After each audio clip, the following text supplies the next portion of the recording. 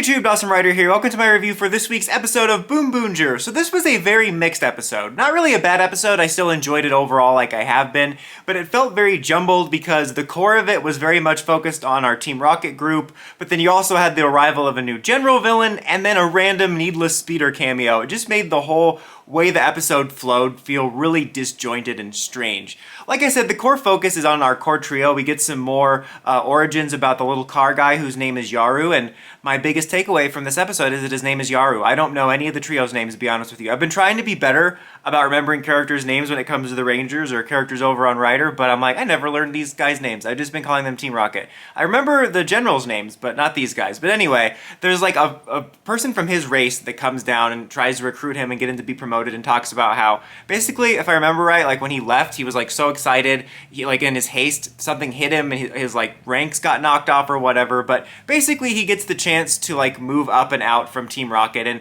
it just kind of focuses on their bond. We see how they met and how they came together and all that type of stuff, and then of course at the end he decides not to leave and comes back and helps them, and it was fine. Again, I didn't hate it. It was entertaining for what it was. I feel like in the middle of the road on these characters, like I don't hate them and I'm not annoyed by them. I mean, they have annoyed me sometimes, and you know, there were stretches where I'm like, I wish we had more of a villain threat back when they were the only ones there, but I never had like an overwhelming hatred of their characters or anything, but I'm also not super endeared to them. I have a really strong feeling that either they're going to be redeemed at the end of the series, or they're going to have kind of like a Jindrax and Toxica, just get to like walk off into the sunset type of ending where maybe they're still on Earth, maybe they leave, I don't know. I just can't foresee them being destroyed just because of the way they've set them up, very much like Team Rocket. But is anybody super into these characters? I'm really curious because I feel like if there's people that really like these characters, they're probably going to really enjoy this episode, but I was just largely indifferent because of that.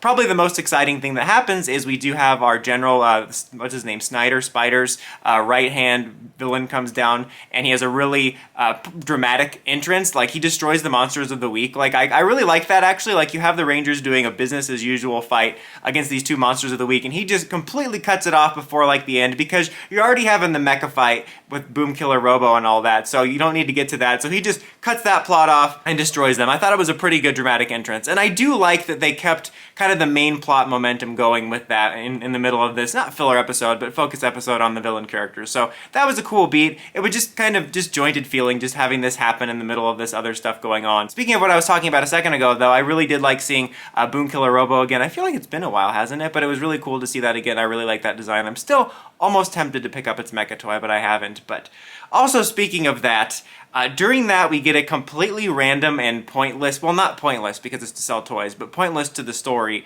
and the show outside of toys, cameo by Speedor to show off the fact that like the Engine-O toy can mix and match and all that stuff, and show off the new Sentai line of those classic Robos that are basically Zord Builder, but they don't get hate because they're Sentai. Yeah, I mean, obviously, again, we all know Toku's just here to sell toys. That's the main purpose of it. It's aimed at a younger audience. I totally get that. With all that being said, I still hate stuff like this. It's not in terms of like the product placement, because I know it needs to be done, but it was probably one of the least organically handled ones I've ever seen. And it also reminds me of the fact that, at least when it comes to Toku, pretty much all the toys that are released are only things seen on screen, so they have to get them advertised somehow. And I do find that interesting. That, can you imagine if like back in the Bandai days we had a similar mandate and they'd have to find a way to shoehorn in every original Zord creation or armor that they came up with?